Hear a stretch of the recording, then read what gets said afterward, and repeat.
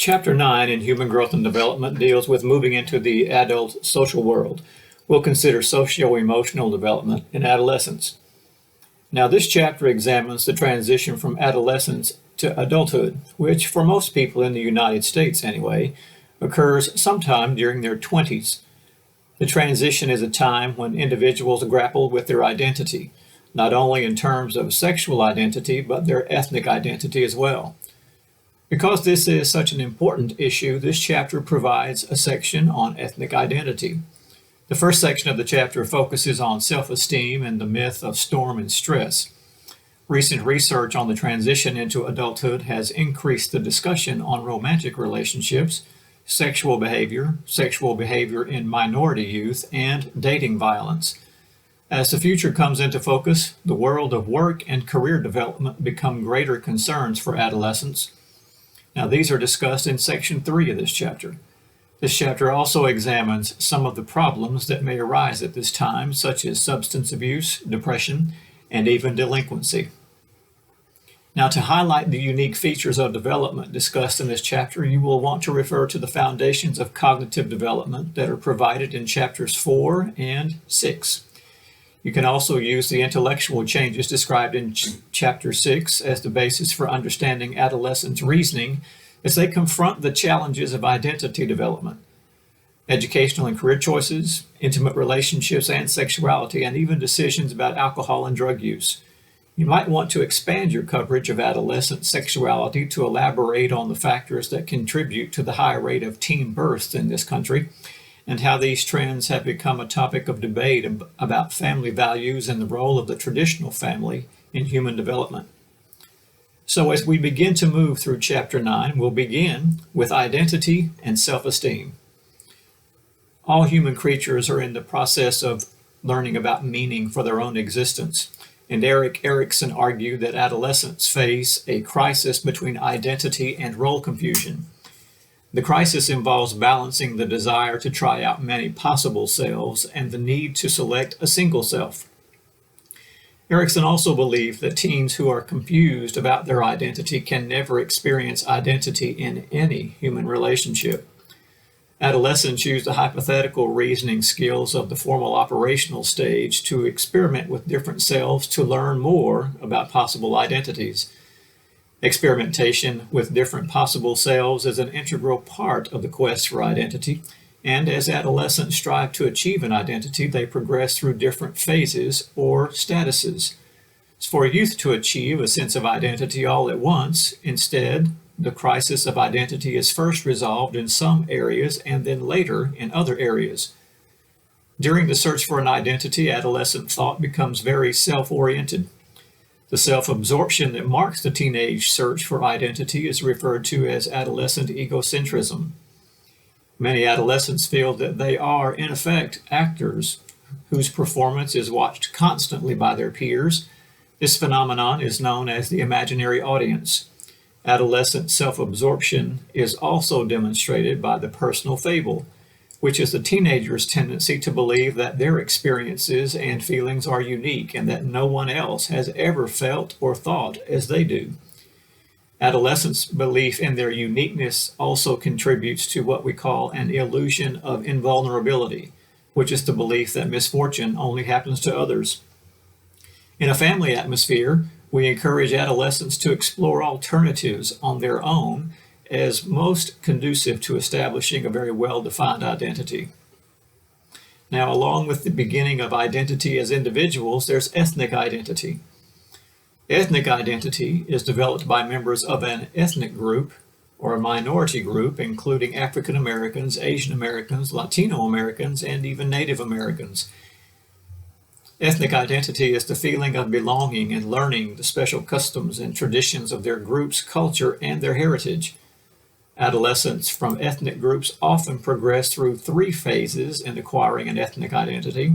The first of those phases is what we call initial disinterest. Adolescents have not quite examined their own ethnic roots. Second is exploration. Adolescents begin to take an explorative look at personal impact as it relates to their ethnic heritage. And third, identity achievement, which is when individuals achieve a distinct ethnic self-concept. Remember that older adolescents are more likely than younger ones to explore their cultural heritage. Ethnic identity possesses a special challenge for immigrant adolescents as well. Immigrant adolescents face the task of negotiating a culture largely unfamiliar to them. Many immigrant adolescents do not immediately identify with their new culture, and ethnic minorities also benefit from a strong ethnic identity. Achieving an ethnic identity usually results in higher self-esteem and better academic performance. Adolescents who have achieved an ethnic identity find their interactions with family and friends much more satisfying. Adolescents who have achieved an ethnic identity are often happier and worry less. Now, achieving an ethnic identity is not consistently related to the strength of one's identification with the mainstream culture. The nature and consequences of ethnic identity may change over successive generations. As successive generations become more acculturated to mainstream culture, they may identify less strongly with the ethnic culture. When parents of immigrant adolescents cling to the old days, but their children embrace the new culture, problems can develop. Adolescents who identify more strongly than immigrant parents with the United States tend to be more prone to depression and antisocial behavior. Ethnic identity is also a particular challenge for some adolescents. For adolescents whose parents come from different racial or ethnic groups, identity can be quite fluid. Some biracial adolescents first identify themselves as monoracial and then embrace a biracial identity. Others shift from one racial identity to another. Youths shifting racial identities tend to have lower self-esteem than those with a consistent biracial identity. Now, self-esteem in adolescence is also a tricky proposition. By the beginning of adolescence, self-esteem begins to stabilize, but will sometimes drop when children move to middle and junior high. As a new school becomes familiar with students and they begin to gradually adjust to the new pecking order, self-esteem will again increase. Self-esteem becomes differentiated as children enter adolescence. Youth tend to be able to evaluate themselves in more domains as they develop, and their evaluations in each domain are increasingly independent. Children's ratings of self-esteem are often consistent across different dimensions of self-esteem, but adolescents' ratings more often will vary from one domain to the other. Now, as students begin to accumulate successes and failures in school, they form beliefs about their ability to handle different content areas and their overall academic self-concept. The social component of self-esteem becomes particularly well differentiated during this period. Now, growth of self-worth will vary depending on one's ethnicity. When African American and Hispanic American teens take pride in belonging to the distinct social and cultural group, their self-worth, of course, increases. Now, there are two important factors that contribute to adolescent self-esteem. First, of course, is the children's self-worth. And for those whose self-worth is greater, they tend to be more skilled in areas that they value. Children and adolescent self-worth is also affected by how others view them. For example, children are more likely to view themselves positively when their parents are affectionate, when their parents are involved with them, and when the family lives in harmony. Parents' discipline can also relate to self-esteem. Children with higher self-esteem generally have parents who have reasonable expectations and are willing to discuss rules and discipline with their children. Children's and adolescent self-worth is greater when they believe that their peers think highly of them. Now, I'm sure most of us who are parents are familiar with the idea of storm and stress as it refers to adolescence or the teenage years. But we've also come to understand in the research that possibly that storm and stress model is somewhat mythical. Adolescence is considered by many to be a time of storm and stress, a period in which adolescents become combative, rebellious, argumentative. But research reveals that most adolescents tend to admire and love their parents. They rely on their parents for advice, embrace many of their parents' values, and feel loved by their parents. Cross-cultural research provides further evidence that adolescence is not necessarily a time of turmoil and conflict. Research on adolescents from 10 countries revealed that most adolescents move confidently and happily toward adulthood. Parents and youth both deal with challenges brought on by evolving parent and child relationships as the relationship becomes more egalitarian, which means somewhat more equal. Cautionary notes regarding the parent-child relationship in adolescence can be challenging. Conflicts between parents and their adolescent children are often very distressing for parents. The parent-child conflicts in a minority of families are more serious and tend to be associated with behavioral problems in adolescence. Romance, relationship, and sexuality is a factor among teens we all know for sure.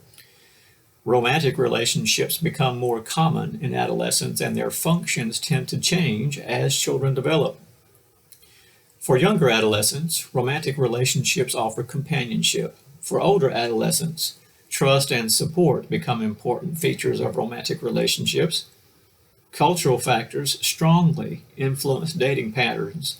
For example, Latino American and Asian American adolescents often begin to date at an older age and date less frequently. Adolescents involved in a romantic relationship are often more self-confident and tend to report more emotional upheaval and conflict. Early dating with many different partners is associated with a host of adolescent concerns and associated with less satisfying romantic relationships in adulthood. And by the end of high school, nearly 2/3 of American adolescents will have had intercourse at least once. Adolescents are more likely to be sexually active if they believe that their parents and peers approve of sexuality. Sexual intercourse has many different meanings for boys and for girls. Girls report stronger feelings of love for their first sexual partner than for a later partner, while boys describe their first partner as a casual date. Girls have mixed feelings after their first sexual experience, while boys' feelings are much more uniformly positive. When describing their sexual experiences to peers, girls' peers typically express disapproval, but boys' peers tend not to do so. Boys' sexual behavior is viewed as recreational and self-oriented. For girls, sexual behavior is viewed as romantic and is interrupted through their capacity to form intimate personal relationships. There's also the possibility of sexually transmitted disease. Among those who are practicing sexuality, it can be a concern when individuals become adolescent as well as sexually active. Several STDs can have serious complications if left untreated. For individuals who contract HIV, the prognosis is bleaker because it can lead to AIDS. Adolescents and young adults between the ages up to age 24, perhaps younger, account for roughly 1/3 of all new AIDS cases in the United States, which most contract during adolescence.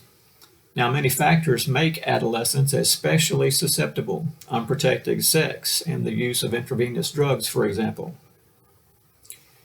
Teen pregnancy is also of a particular concern because among Americans, adolescent girls who have ever had intercourse, approximately 1 in 8 will become pregnant. Nearly 250,000 babies are born to American teens annually. African American and Hispanic American adolescents are the most likely to become pregnant.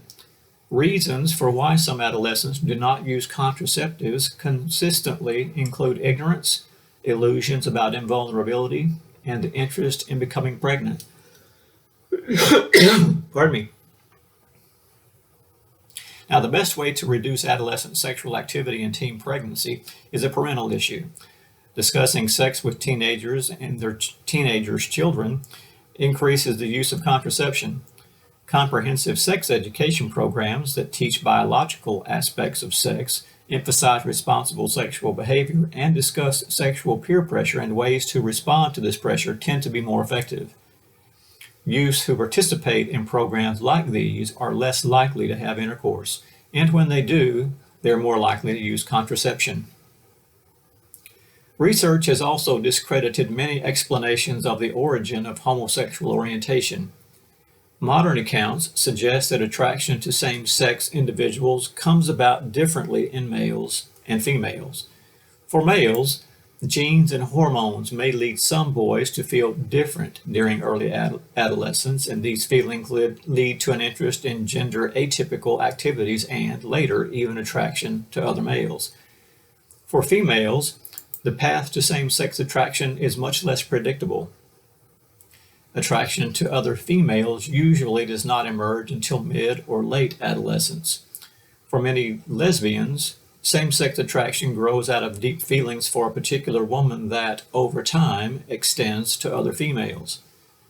Transgendered youth were once thought to be confused about their gender identity, and they received treatment designed to align their gender identity with their biological sex. A more recent and contemporary view suggests that transgendered identity is simply an uncommon but normal gender identity. Gay and lesbian individuals face many challenges, including being harassed and attacked by others, as well as mental health concerns. Social changes have helped gay and lesbian youths respond more effectively to the challenges they face. That brings us to the notion of dating violence. Dating violence is reported by 20% of girls and 10% of boys and can include physical, emotional, and sexual violence. There are several factors that make teenage boys and girls more likely to commit acts of dating violence when they receive, first of all, harsh or inconsistent discipline by their parents, when their parents do not communicate with them, when peers condone dating violence, and when they know other peers who are in abusive relationships, when their school condones dating violence, and when they are antisocial, aggressive, not successful in school, and tend to use drugs. Dating violence also leads to many harmful consequences for victims, including depression, antisocial behavior, and substance abuse. Some programs that are offered to prevent sexual violence are the Families for Safe Dates, workshops on dating abuse, and community-based programs. Those of us who are parents and who have had teenagers are very well aware of the fact that it's often necessary for children to work. So it brings us to the notion of employment as it relates to adolescence. Super's theory of vocational choice proposes that the adolescent's identity and career aspirations develop along the same lines and at the same time. He also proposes 3 phases of vocational development during adolescence and young adulthood. The first of those is crystallization, which is when basic employment interests are identified. Second is specification. It's when jobs associated with those identified interests are identified and training begins. And third, there's implementation, which marks entry into the actual workforce. Now, Holland proposed the personality type theory. According to this theory, people find work fulfilling when the important features of a job or a profession fit a worker's personality. Holland identified 6 different work-related personality types. He identified realistic, investigative, social, conventional, enterprising, and artistic. Each personality type is uniquely suited to specific jobs. When a vocation fits a person's personality, he or she has a more productive and stable career. Social cognitive theory also provides us with information as it relates to adolescence.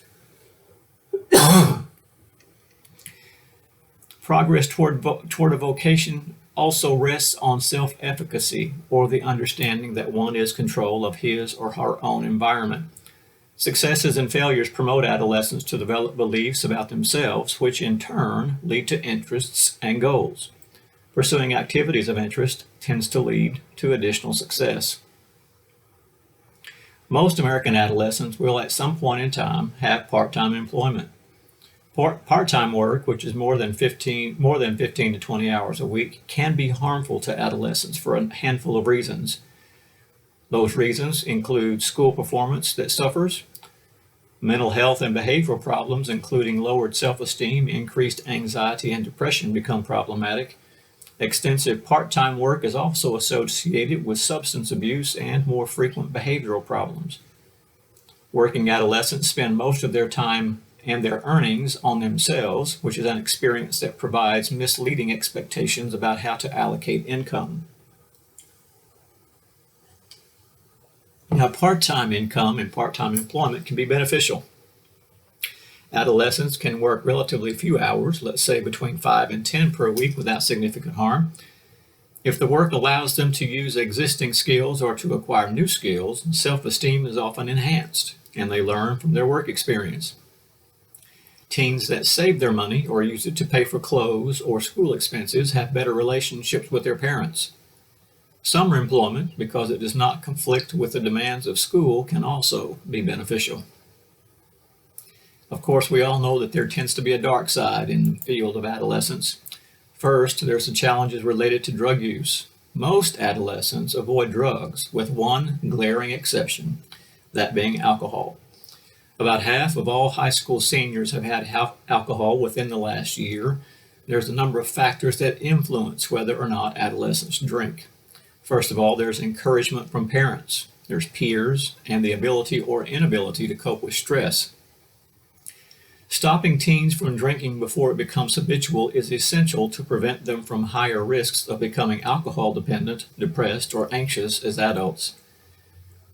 Did you know that approximately 1/3 of American teens experiment with cigarette smoking? American teenagers typically begin to smoke sometime between the 6th and the 9th grade. Parents and peers influence whether young people smoke. Now, the dangers of cigarette smoking are very well known. Of course, smoking can interfere with the growth of lungs. It can cause respiratory illnesses. Smoking is often the first step on the path to abuse of more powerful substances. And school-based programs that work have many common factors. A no smoking policy, for example, for all students, staff, and school visitors can also be helpful. Programs that provide information about the short and long-term health and social consequences of smoking and effective ways to respond to peer pressure can be helpful. Programs that go beyond the school and involve parents and the community at large tend to be the most effective. Some other concerns that confront adolescents as they move into younger adulthood, one of those is depression. Now, depression is defined as a pervasive feeling of sadness, irritability, and low self-esteem. Research tells us that unhappiness, anger, and irritation often dominate the lives of depressed adolescents. They have little enthusiasm for life, they believe that others are unfriendly, and are often very lonely. Depression can be triggered by an event that deprives them of rewarding experiences, an event in which they felt unable to control their own destiny, or an imbalance of neurotransmitters. Some adolescents are more vulnerable to depression. Those who have a family history of depression are more likely to be depressed. Depressed-prone adolescents tend to have more difficulty regulating their emotions and are more likely to blame themselves for failure. They believe their personal flaws are stable and wide-ranging. Teens then with emotionality or emotionally distant and uninvolved parents tend to be economically advantaged. Those parents who have marital conflict and/or inconsistent discipline experience depression more frequently. Now, the treatment of depression relies on medication that is to correct the levels of neurotransmitters and therapy designed to improve social skills and restructure adolescents' interpretation of events. Bear in mind that suicide is the third most frequent cause of death in adolescents. Suicide attempts are reported by 10% of adolescents. Girls tend to be twice as likely as boys to attempt suicide, and rates differ across economic and ethnic groups. Depression and substance abuse are precursors of suicide. There are also common warning signs of suicide, which include talking about death and looking for ways to kill oneself. Juvenile delinquency leads to 15% of all arrests for violent crimes. Now, there are two types of delinquent behavior. The first is called adolescent limited antisocial behavior. It's the behavior of young people who engage in relatively minor criminal acts, yet are not consistently antisocial. Next is life course persistent antisocial behavior, which is behavior that emerges at a young age and continues through life. Researchers have identified several forces that contribute to life course persistent antisocial behavior. Biological contributions, cognitive processes, family processes, and even poverty play a role in life course persistent antisocial behavior. Now, the treatment and prevention must be addressed from several fronts simultaneously. The aim of any program is to nip aggression behavior in the bud during elementary school years and then teach academic and social skills. Programs that aim at teaching parents skills for effective child rearing and ways to stay involved in their children's lives tend to be somewhat more helpful. And programs that include many of the above strategies have met with success. Adolescents who participate in those programs are less likely to be arrested again. What about for you, those of you in the class who may have children in this particular age? What sorts of challenges do you deal with as your young people and your children move into younger adulthood? Let's talk about that sometime soon. Have a great day.